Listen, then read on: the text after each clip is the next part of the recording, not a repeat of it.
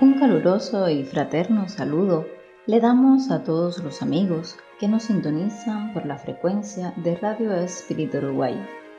Desde la mayor de las Antillas, Cuba, se engalana con exquisita fragancia nuestro espacio Violetas para Amalia, un programa dedicado a Amalia Domingo Soler, la dama del espiritismo o cronista de los pobres.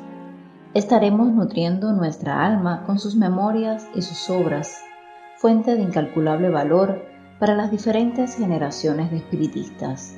Acompáñanos y queda con nosotros Walter Pérez y quien les habla, Blanca Rosa.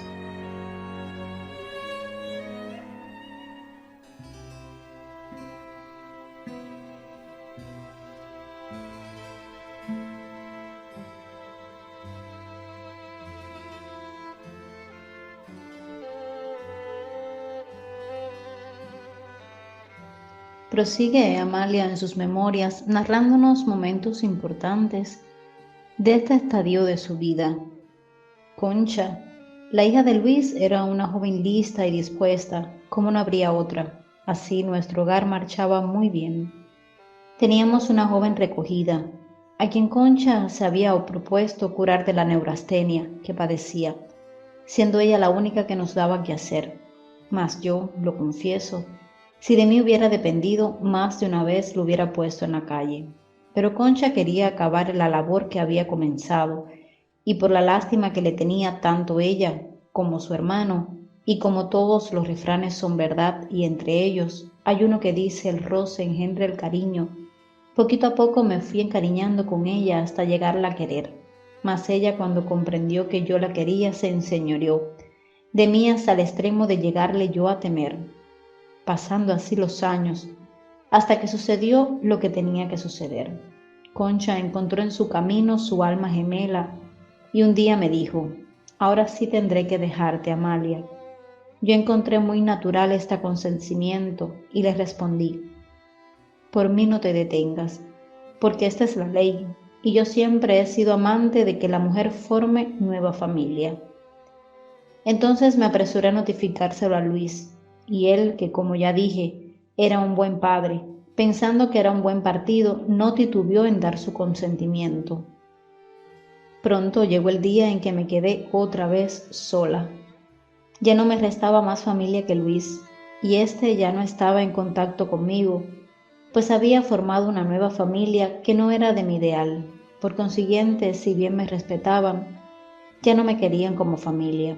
Concha, al casarse, se marchó muy lejos, dejando en mi corazón un vacío difícil de llenar, pero como el tiempo se encarga de todo, poquito a poco me fui acostumbrando a la soledad. Y digo mal, porque si bien huérfana de familia, en cambio, tenía muchísimos amigos que no me desamparaban un instante, y entre ellos había uno que llenaba todo el vacío de mi alma. Era el médium, que tenía por costumbre venir a tomar café en mi compañía, y de esta manera podíamos hablar de nuestros trabajos espirituales. Respuesta a algún tanto de esta lucha, me puse a trabajar de nuevo, siguiendo los consejos del padre Germán, que era para mí un espíritu que me inspiraba respeto y cariño, y siempre que se posesionaba del médium me decía: Amalia, no te impacientes. Tú piensas que corriendo se llega más pronto y te equivocas, porque tú has padecido de este defecto en muchas de tus existencias, y ahora ha llegado el momento de refrenar los impulsos de tu espíritu.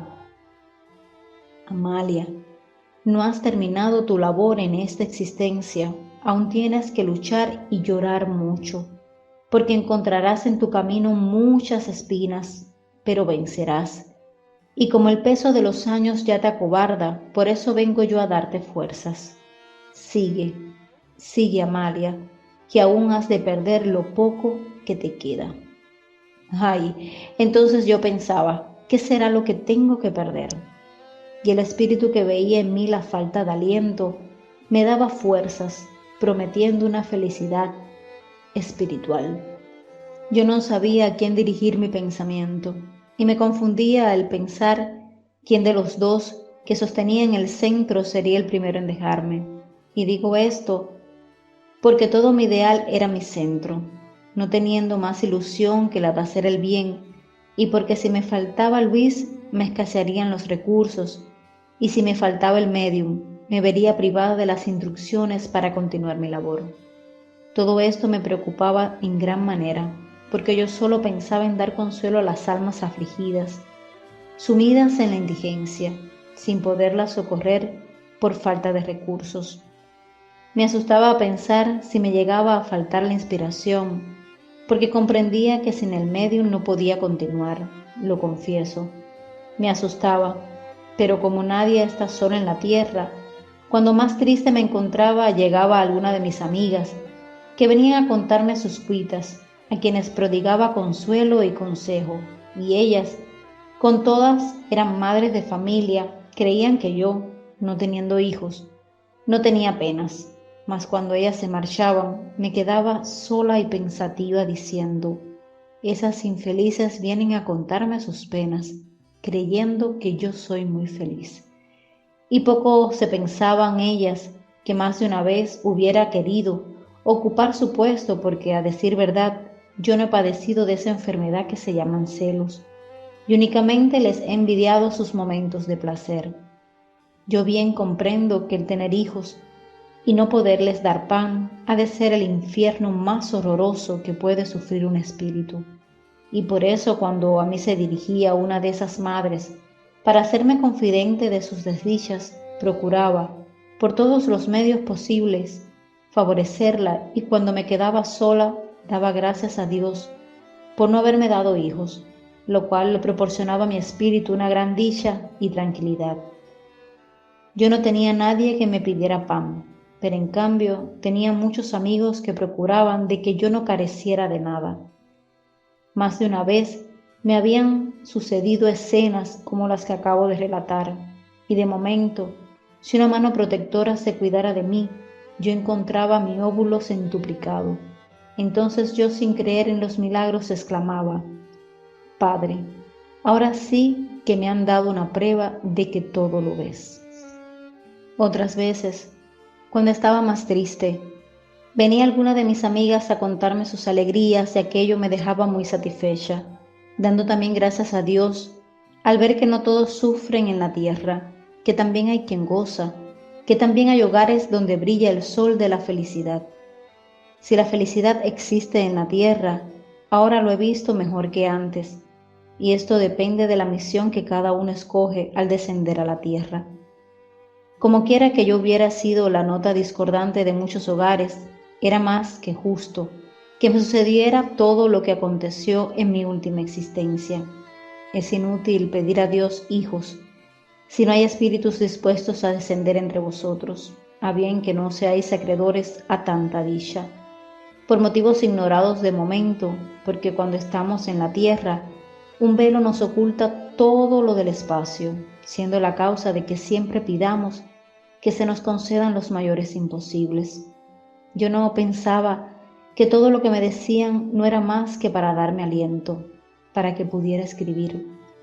Así iba pasando el tiempo hasta que llegó la hora de la desencarnación de Luis, golpe mortal que recibió mi espíritu, que si no hubiera sido por el consuelo y el aliento del médium y su familia, yo no sé lo que hubiera sido de mí. Pero como yo no me pertenecía, no tuve más remedio que hacer un esfuerzo de voluntad para seguir adelante y no dejar a mi numerosa familia huérfana de mis escritos. Se sucedieron tantas cosas con la separación de aquel ser que mi organismo quedó abatido y marchito, cual las azucenas que se inclinan bajo la influencia funesta del vendaval. Ya no tenía a quien comunicar mis impresiones porque me faltaba aliento, y Luis me lo daba porque él conocía el estado de mi organismo y aliviaba todas mis dolencias. En verdad os digo que no hay en la tierra otro ser que pueda sufrir más que yo, porque todo mi organismo estaba desequilibrado hasta el extremo de que en pequeños disgustos me dejaban inútil para mis trabajos. Yo comprendía que mi misión era trabajar, y por eso, cuando me veía imposibilitada, me desesperaba y lloraba en silencio. Pero como el que quiere derramar luz para bien de la humanidad nunca está solo, y así yo lo comprendía, me reanimaba, porque cuando más aturdida estaba, sentía una fuerza superior a mí, y era cuando salían mejor mis escritos, por lo que daba gracias a Dios por su misericordia para conmigo.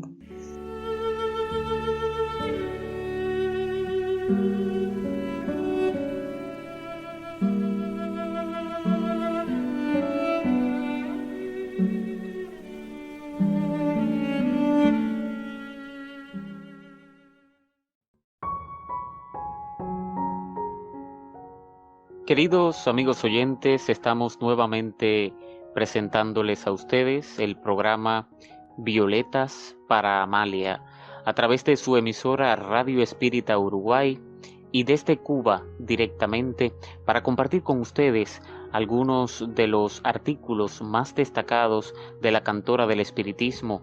En esta ocasión, extraído del periódico espírita La Luz del Porvenir, compartimos con ustedes el artículo El espiritismo racionalista. No nos cansaremos nunca de repetirlo. Creemos que el espiritismo racionalista es la escuela más adelantada de nuestros días. Pero como no hay rosas sin espinas, el fanatismo, el formulismo y las maldadas preocupaciones convierten en algunas localidades a nuestra hermosa y racional doctrina en una farsa ridícula. Y por lo mismo que amamos el progreso, por lo muchísimo que deseamos el adelanto y el engrandecimiento del espiritismo, ponemos el dedo en la llaga, denunciamos el hecho y reclamamos el correctivo.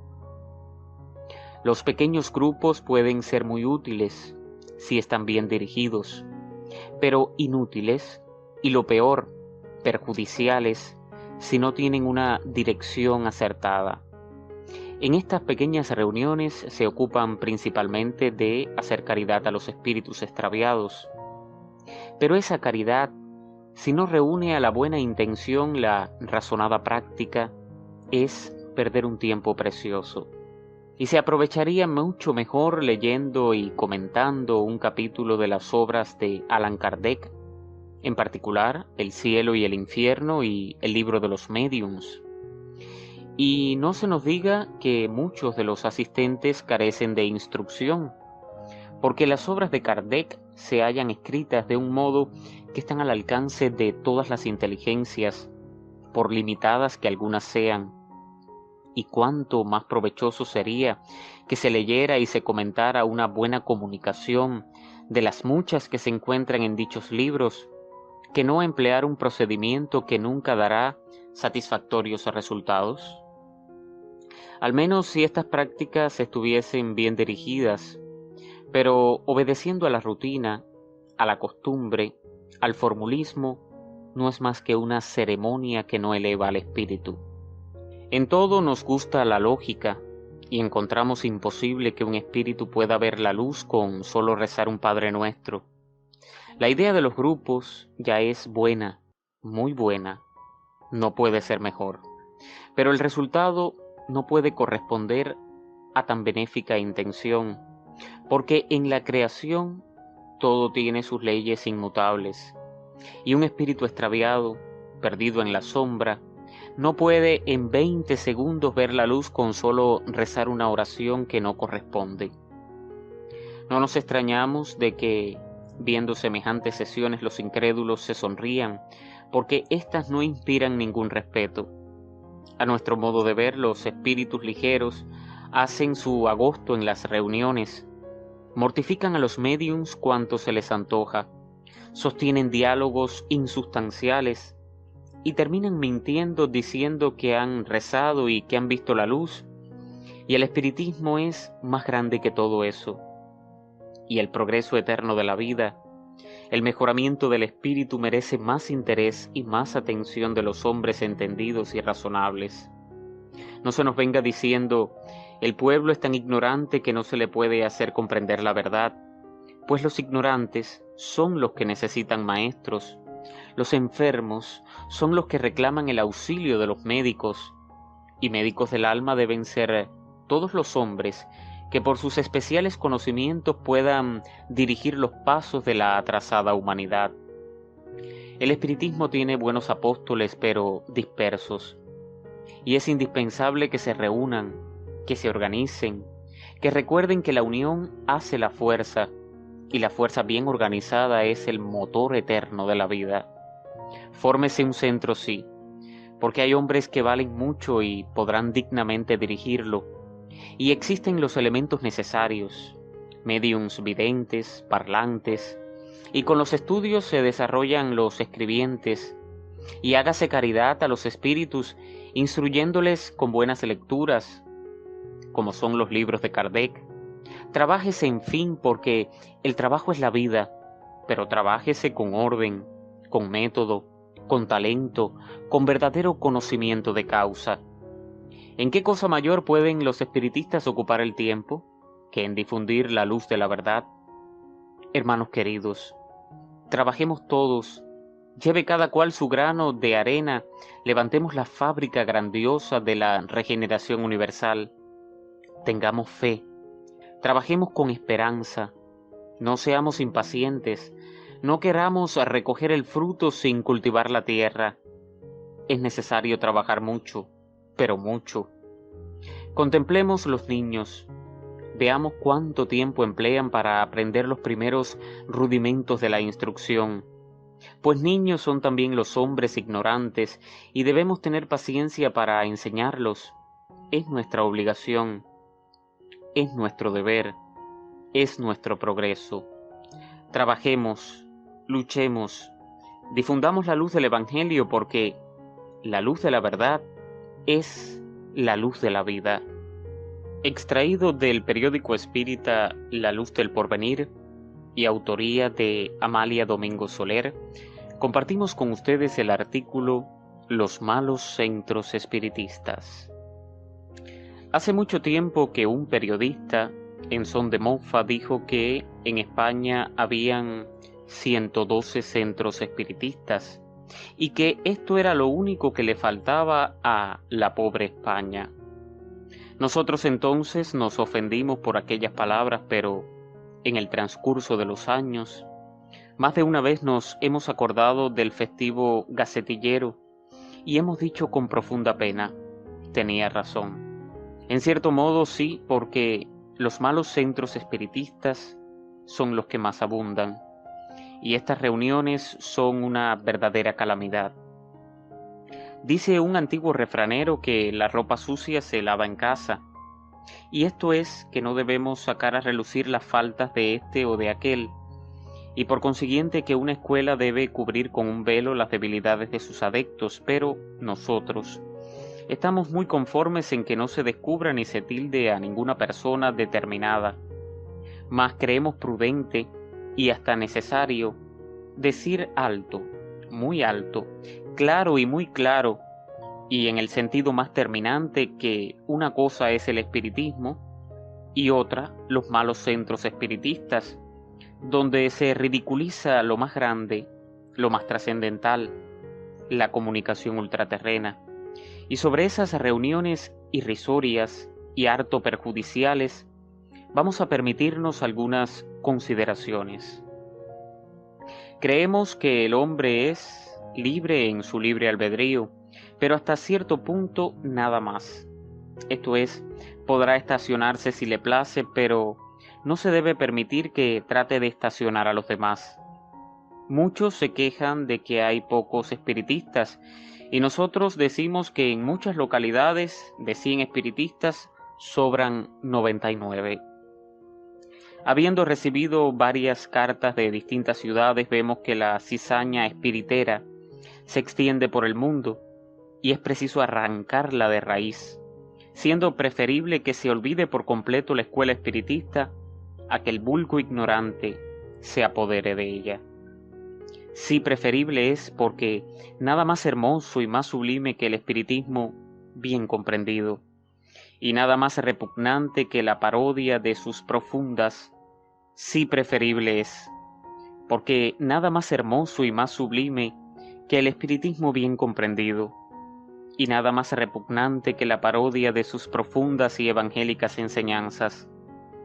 Las comunicaciones de los espíritus abren ante nuestros ojos dilatadísimos horizontes y eleva el pensamiento, engrandece nuestras aspiraciones, nos impulsa al estudio y al trabajo, nos aparta de las preocupaciones religiosas y nos acerca a la verdadera religión, que es la práctica de todas las virtudes sin formalismo alguno. Pues bien, en esos centros espiritistas mal dirigidos y peor inspirados, sucede todo lo contrario de lo que el espiritismo racional enseña. Por las comunicaciones de los espíritus, tienen aquellos espiritistas sus santos preferidos, sus visiones de vírgenes, pidiendo las seráficas apariciones que alguno de los concurrentes viste el hábito del Cristo de acá o de la Virgen de allá, para aliviarse o curarse de alguna dolencia, y para fin de fiesta, acuden los espíritus en sufrimiento que convierten a los médiums en juguetes de sus lamentaciones y de sus espavientos, logrando algunas veces lastimarlos y hasta dejarlos sumidos en el idiotismo. De estos espectáculos, el hombre más indocto, el más ignorante, puede comprender que dejan el ánimo fatigado, las ideas en completa confusión y la duda y el desencanto imperando como dueños absolutos de nuestro ser. No hace muchos días que un libre pensador, habiendo leído con atención profunda algunos capítulos de la filosofía de Kardec, pidió a un amigo suyo que lo presentase en un centro espiritista. Desgraciadamente lo llevaron a uno de esos centros donde se hace comida entre los de acá y los de allá, y al salir de la sesión dijo el libre pensador: si las obras de Allan Kardec son una verdad, lo que he visto esta noche es una farsa repugnante. Y si este sainete es una cosa cierta, la teoría de Kardec es un hermoso sueño y nada más. Entre aquel libro grave, filosófico, sentencioso, profundo, impregnado de lógica, de razón, y estas escenas cómicas, hay 1000 mundos de por medio. Mas para no salir engañado, dejaré de asistir a sesiones y suspenderé la lectura y el estudio de las obras espiritistas. He aquí el resultado de estas reuniones donde se ponen en juego la ignorancia de los unos y la malicia de los otros. Lo hemos dicho muchas veces y nunca nos cansaremos de repetirlo. De 200 centros espiritistas, cerraríamos 198 y abriríamos 300 bibliotecas donde se leyera, donde se estudiara, no en las obras científicas, porque la generalidad carecen de instrucción para comprenderla, pero ya hay libros morales y recreativos, al mismo tiempo cuyas máximas y lecciones están al alcance de todas las inteligencias, por sencillas y obtusas que sean. Se nos objetará que muchos no saben leer, pero no nos negarán que en ninguna reunión deja de haber uno más instruido que los demás, y éste puede convertirse en lector y comentador de lo que lee, dándole explicaciones al auditorio que le rodea. Que la lectura les aburre, dicen muchos, y contestamos nosotros: si no les permitiera aquel juego de preguntas y respuestas, no se aficionarían a semejante entretenimiento y prestarían atención a la lectura, y algunos algo aprenderían, pero desgraciadamente los que debían servir de maestros, los que debían ser modelos por su actividad en el trabajo, son lo bastante egoístas y bastante falsos de entendimiento para creer que con saber ellos ya es suficiente, y dejan de asistir a las reuniones espiritistas porque las encuentran monótonas, y quedan multitud de espiritistas ignorantes como rebaño sin pastor, siguiendo cada cual el camino que se les antoja. Muchos se dedican a las curaciones por medio del fluido, es decir, pases magnéticos. Otros cogen una mala sonámbula por su cuenta que da medicinas al por mayor. Aquellos a las danzas de las mesas, y esos otros a diversos fenómenos, y tras esto 1000 y 1000 abusos que están lejos de la comunicación racional de los espíritus, como el odio del asesino está distante del amor que siente el niño por su madre. Pero los que no conocen el espiritismo confunden el oro puro de la verdad con el falso oropel de la mentira. Y si asisten a centros espiritistas donde falte una acertada dirección, se ríen del espiritismo y dicen con muchísima razón: los espiritistas o son unos imbéciles o son unos canallas, pero de todos modos les falta sentido común.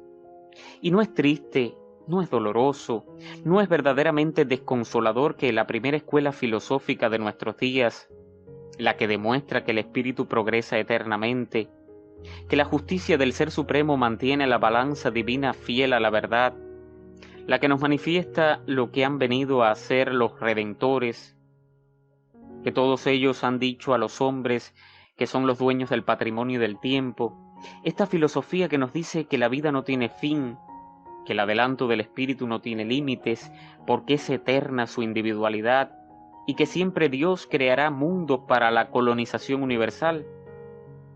Esta doctrina tan lógica y tan consoladora, esta creencia tan racional, tan verdaderamente grande, tan despojada de vanos formalismos, de absurdos ritos, nos causa pena porque las aberraciones de los unos y el egoísmo de los otros y la indiferencia de los demás la confunden con el progreso, con el charlatanismo de los embaucadores o con la fe ciega de los estúpidos. El hombre pensador tiene que llorar con el llanto del alma al contemplar semejantes abusos, y no debe enmudecer, no debe tolerar que la ignorancia se apodere de la primera escuela del mundo tan antigua como el hombre. Debe decir alto y muy alto, claro y muy claro, que el espiritismo no es la farsa irrisoria de los malos centros espiritistas. El espiritismo es la ley del Evangelio, es el estudio y el análisis de todos los problemas de la vida, es la investigación y la comparación entre el pasado y el presente, es la deducción razonada del porvenir, es la práctica del bien por el bien mismo, es el olvido de las ofensas, es la tolerancia en todos los sentidos, es la unión de los pueblos, es la fraternidad de todas las razas, es la resignación de todos los dolores, es la esperanza de todas las amarguras, es la fe basada en la verdad, es la destrucción de la muerte y la realidad de la vida. Esto es el espiritismo. Y en todos los lugares donde así no sea comprendido, no se profane la religión del porvenir con las necesidades de los ignorantes y el torpe lucro de los falsos médiums. Y nos duele decir que de 100 centros espiritistas deberían suprimirse 99, que vale más un buen espiritista que 1.000.000 de espiriteros, porque un buen espiritista será capaz de hacer algo grande, algo sublime que sirve de útil ejemplo a la sociedad, y 100 de espiriteros solo sirven para promover el escándalo con escenas ridículas. Creemos que el espiritismo es la escuela racionalista, deísta, que ha de regenerar a las humanidades de la tierra, y por esto seremos inexorables con todos los que cometan abusos en su nombre. Queremos menos centros espiritistas y más estudio. Queremos raudales de ciencia y mundos de amor, porque los hombres verdaderamente sabios tendrán buen placer en instruir a las multitudes y a las almas buenas purificadas por la caridad. Serán la providencia de los afligidos, serán el amparo del huérfano y el sostén del anciano. Entonces no será un mito en la tierra la fraternidad universal. Agradeciendo la fiel sintonía de cada uno de ustedes, queridos amigos, ponemos punto final a esta emisión de su programa Violetas para Amalia. Estaremos nuevamente aquí muy pronto a través de las frecuencias de Radio Espírita Uruguay. Un grande abrazo para todos desde Cuba.